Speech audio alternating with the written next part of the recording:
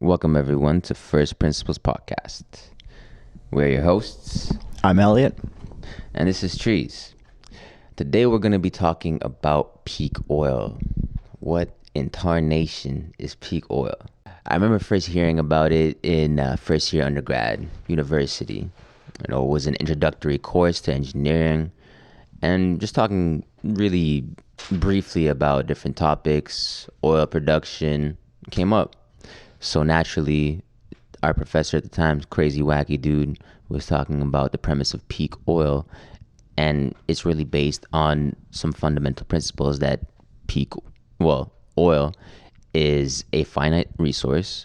We are consuming it at an unsustainable rate, and due to that fact, our production of it just naturally has to dwindle at some point. It has to go down because we're taking it out of the ground, and it takes hundreds of thousands, if not millions of years to replenish those oil resources.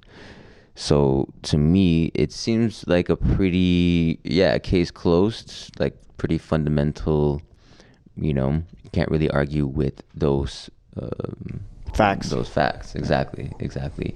But nonetheless, as you maneuver through this life, I've encountered people that actually don't buy that whole peak oil scenario, and they always believe, for example, that technology will come to the rescue, and even though we might, dwindle our resources to a certain point, lo and behold, some new invention will come around and we'll be able to get more and more. Yeah. I don't know, what are your thoughts on this whole thing? Elliott? Yeah, I've run into a couple of those people myself. It's hard to hear those ideas put forward when you have a kind of an understanding of petroleum and how it's produced, and to argue with them seems counterproductive at times. But these are some smart people, right? Yeah. Like, I've heard this types of notion from PhDs in geoscience, engineering, geotechnical engineering, so it's not like people that have this position are uneducated, right? Yeah, that's crazy. True. It's true. And there's so much uncertainty surrounding how much oil is out there that when we run out is the big question. Somebody that thinks we're never going to run out seems like, I'm not sure what exactly they're basing that thought process on, but there's so much. Well, we'll talk about that. We'll talk about what I guess some of those arguments might be from those people that hold those positions that peak oil is a farce. It's not real. We'll try to break down some of those things that you might hear from that type of person, some of the arguments they might encounter, and maybe provide you guys with some counterpoints you guys can give to them, and give them some food for thought, per se. Yeah, absolutely. We'll break it down. So just to back up a little bit, again, this whole notion of peak oil, it's actually been discussed for many years. It was invented by Mr. M.K. Hubert back in the 50s, 60s. And so already people had foreseen that, again, oil is a finite resource. We are taking it out of the ground. We're producing it and consuming it. And he actually created this curve which describes his prediction of how this whole thing will play out. So based on his curve, which we'll put up on the screen, you see that the production of oil, this is specific to the United States, but it peaks at around 1980 and then starts to tail off like a bell curve, and eventually dwindles down into the 20s and 30s. Now, this graph, as you'll see, the red line, what is it showing? Well, it's showing the actual production of oil in the United States. It's kind of crazy. Yeah. Now, and you look at that bell-shaped curve, that's the ideal peak curve, the theoretical curve that Herbert developed. Right. It's symmetrical, and he based that curve, backing up a little bit, is he noticed that in a single oil well, it behaved in a certain manner following this bell curve. And then he noticed also that you could apply that same bell curve to a whole field of oil wells. So then he went even further and said, can we apply this to a region? Can we apply this to a country? And there's, people have gone even further to try to, apply this to the global situation of oil. But as precise that may be for an individual well, it seems that it's not necessarily the best representation when you move to larger regions. As you can see, right, for the U.S., they started to follow it pretty closely, but then the peak was, I believe it was estimated about, what actually occurred was about 17% greater than what was predicted. And then it began to decline, and then suddenly, in around 2008, starts to shoot back up again. So this might be one of the arguments you would come across from a peak oil denier. They would say, okay, look, like the facts, don't add up. You said that our production was going to dwindle, but in reality, it's almost never been higher. So you're going to see a huge, due to the fact that there's been a huge spike in the last few years.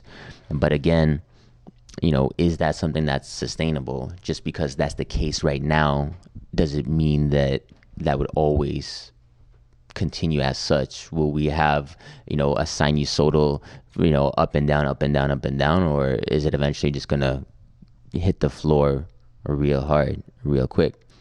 Well, we actually looked into some research and dug up some numbers, just to look into, for example, what are the reserves that are around here, and based on our consumption of those reserves, how many years would it take for us to actually dwindle down all those reserves to zero? So what we did was source some data from the U.S. Energy Information Administration, so pretty legit source. It's open data. I encourage everybody to go check it out for themselves. We'll provide a link. But essentially, they have a slew of information. But what we looked at and what we'll show on the screen are the global reserves and how they've changed throughout the 1980s, from the start of the 80s up to 2016, 2017. Yeah. And this graph is interesting because it really demonstrates, again, that our reserves have been increasing. In reality, when there should have been, perhaps, as might have been predicted, a drop in our reserves and our production, globally, it's been increasing from quite substantially. Well, we went from 500 billion barrels to, in the early 80s, all the way up to almost triple that number. So we're pretty good. Like humans, we're pretty good explorers. we're miners, we're good explorers, we're good at taking stuff out of the ground. I love it. Yeah, but there's something about that graph that doesn't quite add up. You go, how can we keep finding this much oil? And you might ask, if we're using so much, why is this increasing? Right. So a bit counterintuitive. It's counterintuitive. But I thought you said it's a finite resource, dude. Hold up, and then it's going up. Something's going on. Something doesn't add up. It's fishy, right? Well, it's you have to look at the metric. This was something that was new to me. But when we talk about reserves in the oil industry, they use something called proven reserves, which is an oil reserve can be a proven reserve only when you have the technology to economically extract that oil. So you can have something like the oil sands sitting there, and it's there. There's oil in the ground. But if you don't have the technology to economically extract that oil, it cannot be counted as a proven reserve. So this graph you're looking at here is actually showing proven reserves. Okay. So what you're actually, True. as you see these steps along the way, especially in the 2000s, you're seeing technology come online, such as the oil sands, such as horizontal fracking. Yes, those type of technologies are fun stuff. Game changers. And shattering stuff. Lighting your groundwater on fire stuff. Yeah. It's got your tap water turning into little flames due to the methane.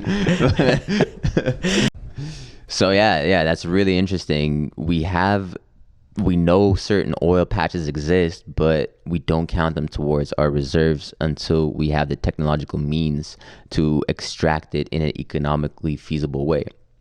Is that kind of it? Yes, Okay. exactly. Okay, cool. So we also kind of looked at how the reserves that we calculated compared to the consumption, and the global consumption specifically is what we looked at. And this is the next plot that we have, and surprise, from the early 1980s all the way up to 2017, we increased consuming oil. Straight line, straight up. And then, yeah, that's the crazy part. We fit a line to it, just a straight line, put an R square value to it, 0.989, which means that our consumption has increased essentially like perfectly matched by a straight line. It's a straight line going up. That straight line pretty much fits the data exactly. That's a very good R square value. Yeah. Well, as a science nerd, when you see an R square value that high, you get a little wet. You're like, oh, look at how strong that trend is. Oh my God.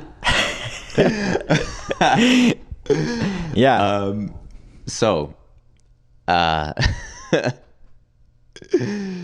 what's crazy is that because there's all this consumption, you would again expect the years that it would take for us to deplete our resources to be going down, right? So we have our reserves, we're consuming them at a higher rate.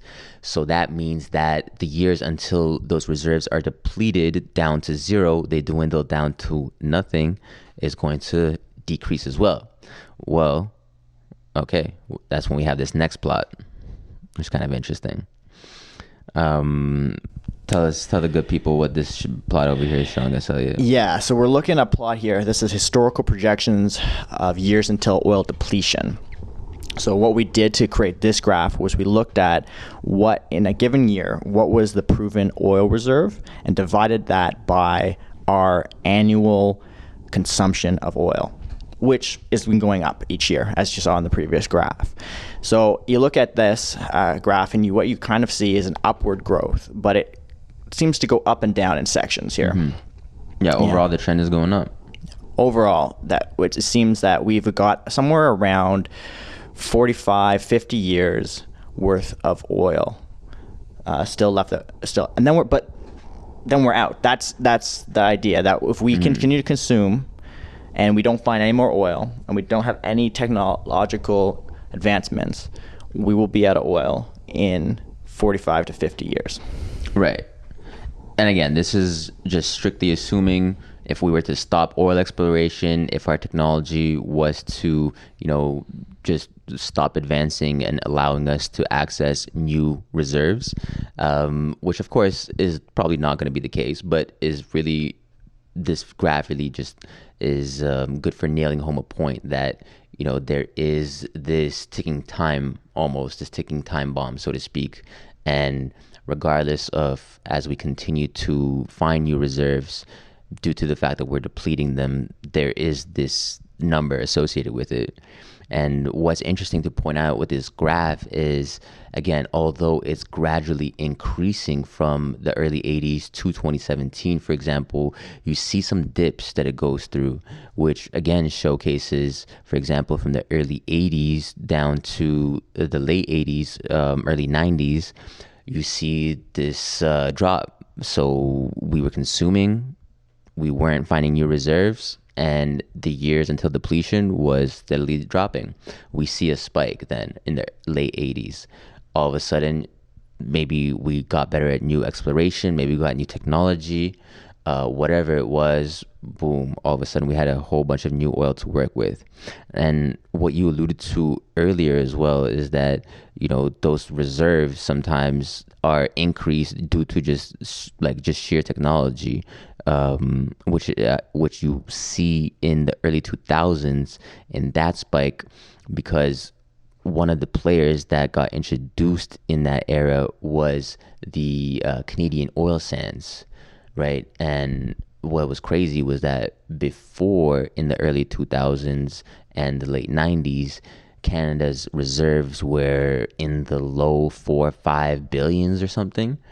And then boom, 2004, 2005 hits, which you see in this graph, which is the global, was increasing. So I'm sure it wasn't just Canada that was demonstrating the presence of old reserves that they now had access to.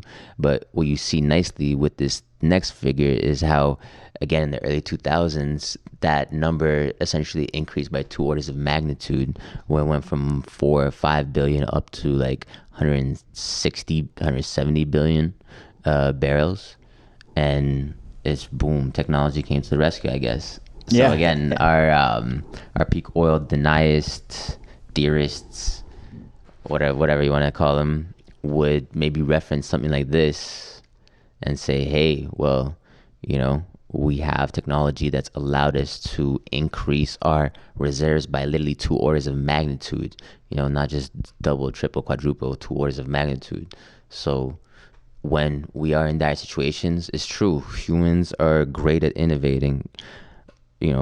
Necessity is the mother of innovation, right? And when we're put in a tight scenario, it's we figure out ways. But how can you figure out a way when that thing that you're trying to figure out doesn't exist anymore, though, too, right? If the oil is completely gone, no matter how innovative you can be with your creativity, it's gone. Yeah. Poof. Exactly. And something else I wanted to put forward here was that idea that we develop these new technologies, such as the fracking and the oil sands, is there is a cost that that comes with that. The amount of energy it takes to extract a barrel of oil versus the amount of energy you get out from that barrel of oil is going down. It's harder and harder to get this oil. And so something like the U.S., which is still like the #1 producer of petroleum in the world. Crazy. It's been a net exporter. Yeah. Fuck. But the International Energy Agency actually thinks that the conventional production peaked in 2006. They've stepped away from simply be able to put wells in and extract oil that way, which is the conventional. Well, that's a bit more complicated than that, but to simplify it, it's a well. So they've managed to keep their production up using fracking primarily. Right. It's crazy, and it's interesting how you allude to the fact that now there requires more energy input to get the same volume of oil.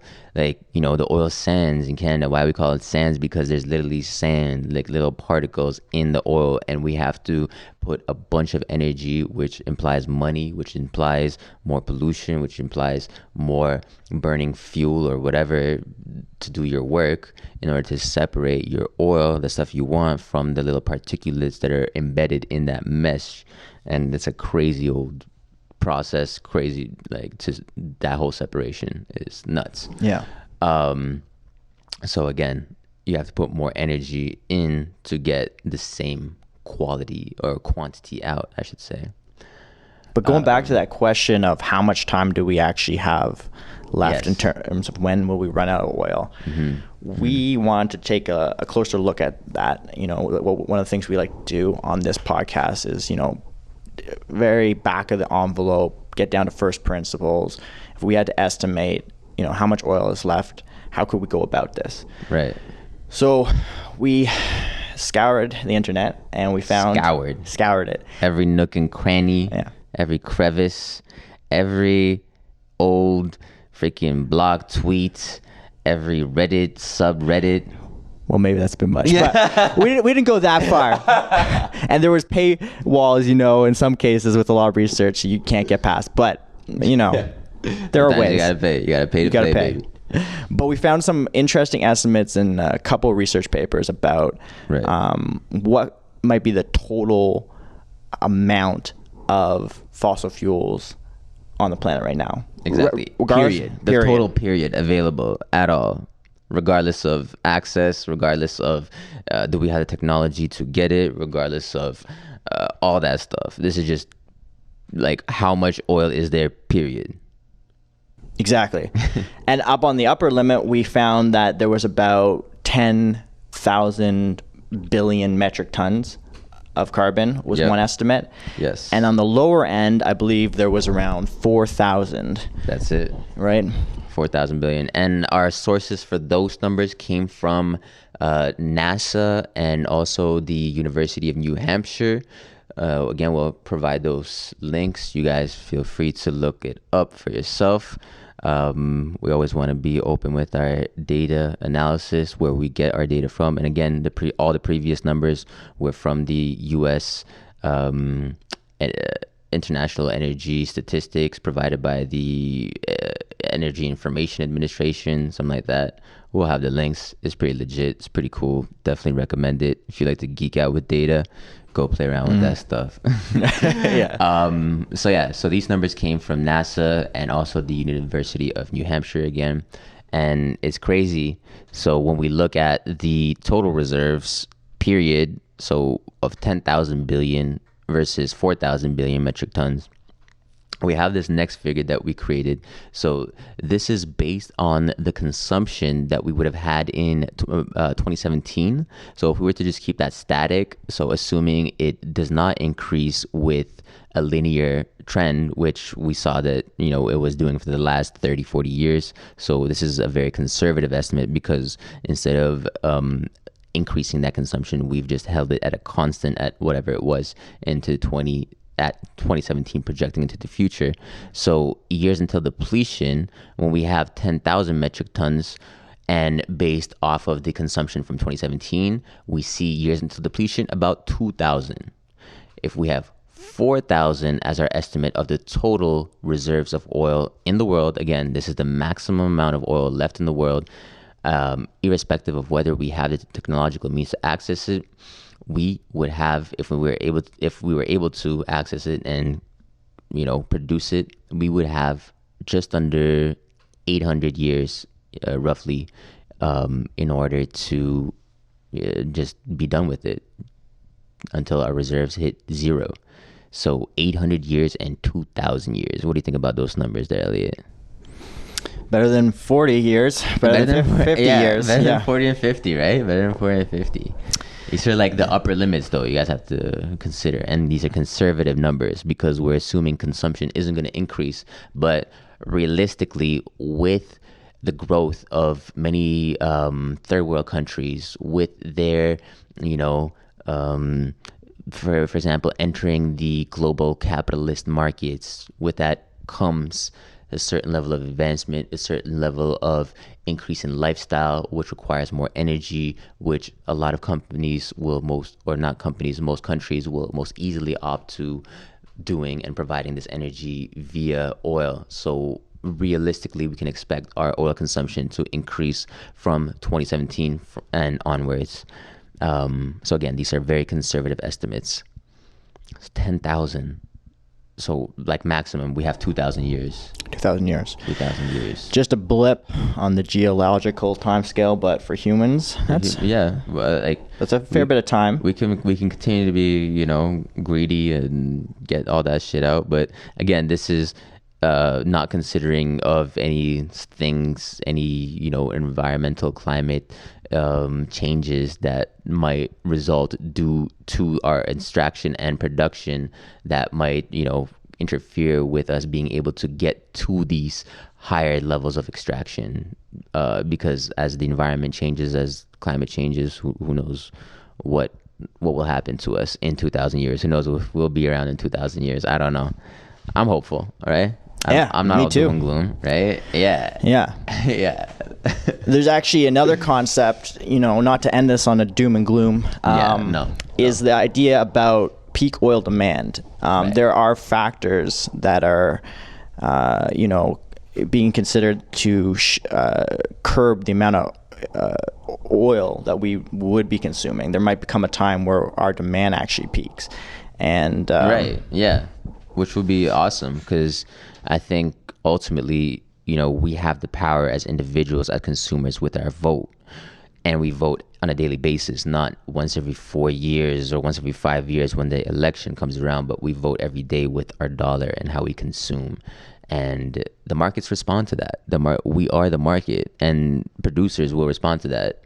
If they realize that people don't want to spend money on products that, this is a crazy idea I had actually. What if when you were picking out different products, you could see this was the amount of petroleum used to produce this product, or this was the amount of energy used to produce this. Like, I don't know. I feel like for me as a shopper, this is kind of going on another tangent, but for me as a shopper, that would help me make a more informed decision, because if I knew I had two products, they're the same price, they give me the same value from what I want to get out of it, and I know, okay, product A had half the amount of energy required to produce it then versus product B, then I'll go with product A, because ultimately, that's, again, consumer, your own individual footprint, that kind of stuff. But I don't know, it's like random stuff like that. Yeah, no, it's an interesting concept, and anything that helps a consumer make a better decision,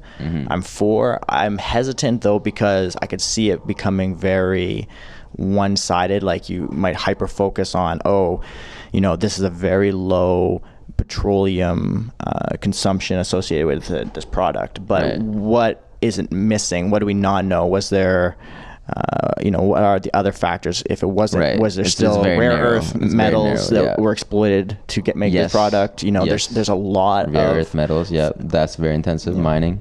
Message it up. Just other types of factors like that could be overlooked. Simply, look at something like nutrition facts on food. At first glance, you go, okay, this is great. Now I'm learning how much sugar but as there's levels deeper than that too. Levels deeper, it's not as simple as. That's fair. Yeah. I like that.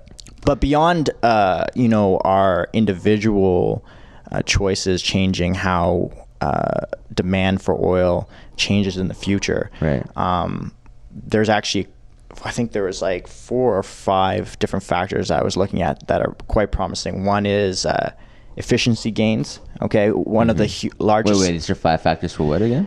So these are 5 factors that will curb the demand for oil products in the future. Okay, interesting. Depending on how much they increase in the future. So okay, cool. A large portion of our consumption of oil is through the transportation industry. Okay, this industry, flying. Yeah. Aircrafts for sure, vehicles, cars. So efficiency gains. People are coming up with new motors that are more efficient, more aerodynamic. They're coming up with navigation systems that can be implemented that make choose the best routes. So you're reducing these inefficiencies in travel. A lot of pressure. So if those are to be introduced, that oil isn't going away. Yeah, they're definitely putting up a fight. Yeah, exactly. For sure. Those oil companies, those car companies, they're not gonna let electric companies take over without a good fight.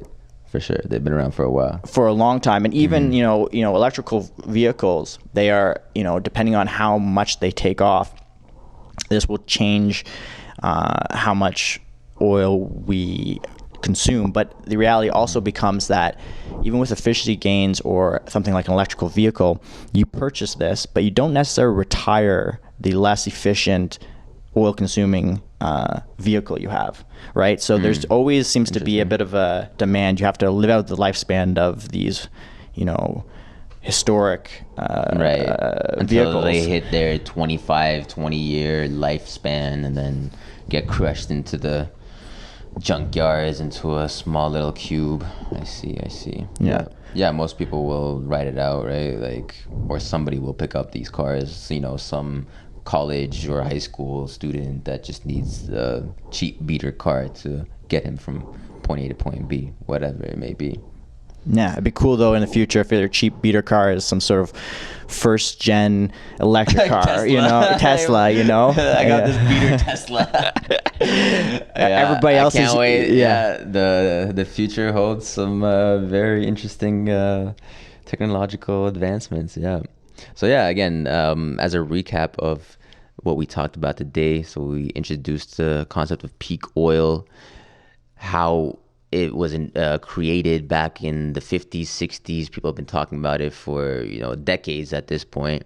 And how it's really based on the premise of the fact that oil is a finite resource. We're consuming it, and it's not coming back. We're not replenishing it. We're finding more of it, but that doesn't mean that we're going to be able to sustain it to a point where we'll forever have more of it. And we actually looked at some numbers. We looked at what the total global reserves of fossil fuels are. We looked at 10,000 billion metric tons as our upper range, and we saw that, if we have, say, for example, 10,000 billion metric tons of oil globally, fossil fuels, and if we were to consume it at our 2017 rates, we're going to have roughly 2,000 years of oil production. I don't know. It's we'll see about that. Yeah. We'll see about that. But I mean, that's a very rough estimate. That's again, the upper end of the number spectrum that we looked at. We also saw 800 years, if that number is at around 4,000 billion metric tons, which was another estimate that we saw. And ultimately, I think, has your stance changed on peak oil going into it versus after it?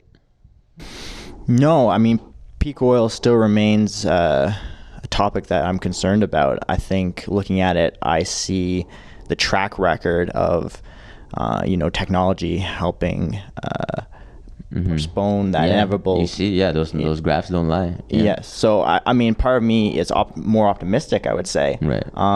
But my feeling that we eventually are going to run out, and we need to start making changes today and in the near future to really limit that impact that will occur if we don't address this conversion to alternative energy sources.